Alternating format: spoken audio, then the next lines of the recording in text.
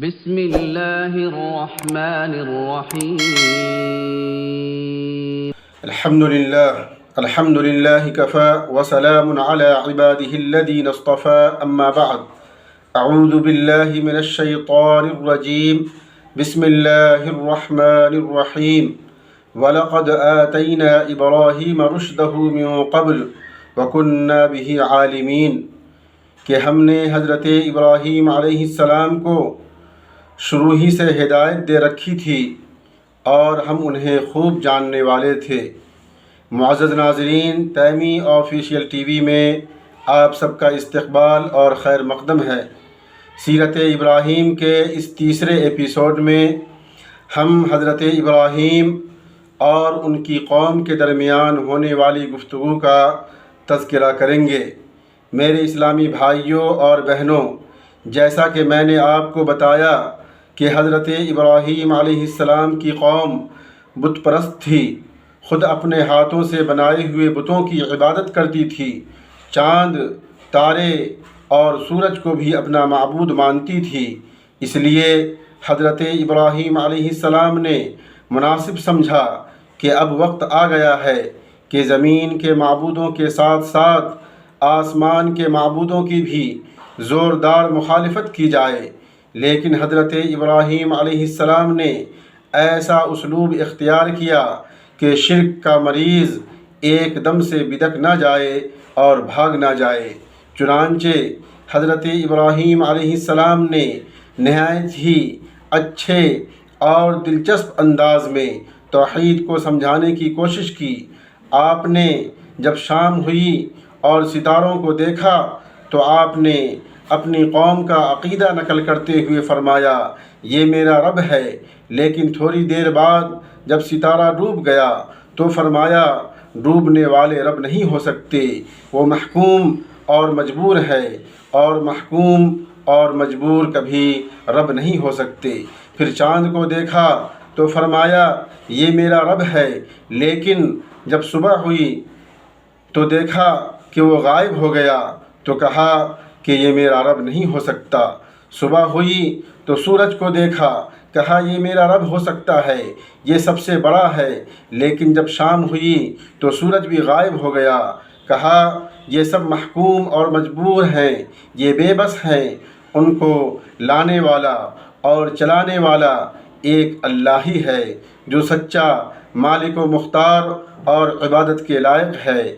اب حضرت ابراہیم علیہ السلام کا مکالمہ قرآن کے پیارے الفاظ میں سنیے۔ اللہ تبارک و تعالیٰ نے ارشاد فرمایا، وَكَذَلِكَ نُرِي إِبْرَاهِيمَ مَلَكُوتَ السَّمَاوَاتِ وَالْأَرْضِ وَلِيَكُونَ مِنَ الْمُوقِنِينَ کہ ہم نے حضرت ابراہیم علیہ السلام پر آسمانوں اور زمینوں کی مخلوقات کو دکھلائی تاکہ انہیں کامل یقین ہو جائے۔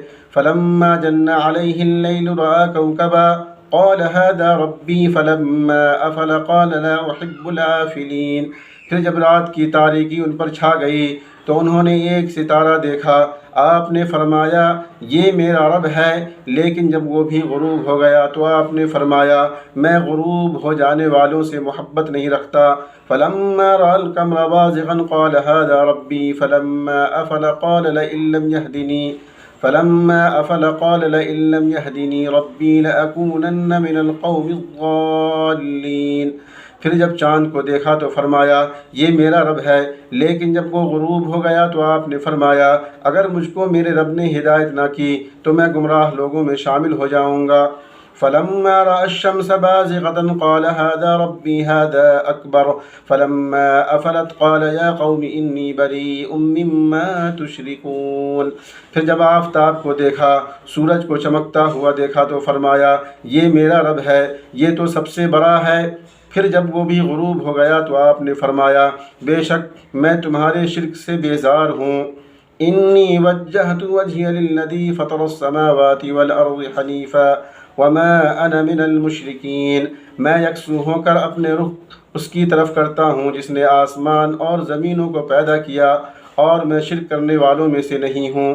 وحاجه قومه قال تحاجوني في الله وقد هدان ولا أخاف ما تشركون به إلا أن يشاء ربي شيئا وسع ربي كل شيء علما أفلا تتذكرون۔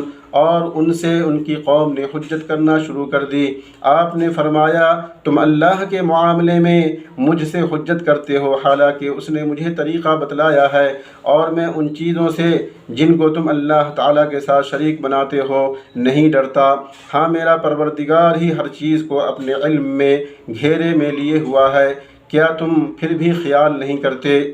وَكَيْفَ أَخَافُ مَا أَشْرَكْتُمْ وَلَا تَخَافُونَ أَنَّكُمْ أَشْرَكْتُمْ بِاللَّهِ مَا لَمْ يُنَزِّلْ بِهِ عَلَيْكُمْ سُلْطَانًا فَأَيُّ الْفَرِيقَيْنِ أَحَقُّ بِالْأَمْنِ إِن كُنتُمْ تَعْلَمُونَ۔ اور میں ان چیزوں سے کیسے ڈر جاؤں جن کو تم نے شریک بنایا ہے، حالانکہ تم اس بات سے نہیں ڈرتے کہ تم نے اللہ کے ساتھ ایسی چیزوں کو شریک ٹھہرایا ہے جن پر اللہ تعالیٰ نے کوئی دلیل نہیں فرمائی۔ سو ان دو جماعتوں میں سے امن کا زیادہ مستحق کون ہے؟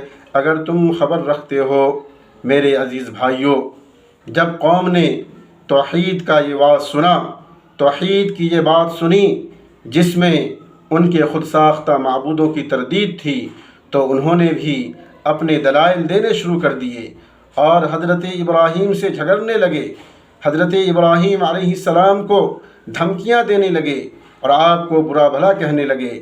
آپ نے فرمایا میں تم سے اور تمہارے معبودوں سے نہیں ڈرتا، میں ان جھوٹوں معبودوں سے کیسے ڈر جاؤں جبکہ تم ایک حقیقی اللہ سے نہیں ڈرتے۔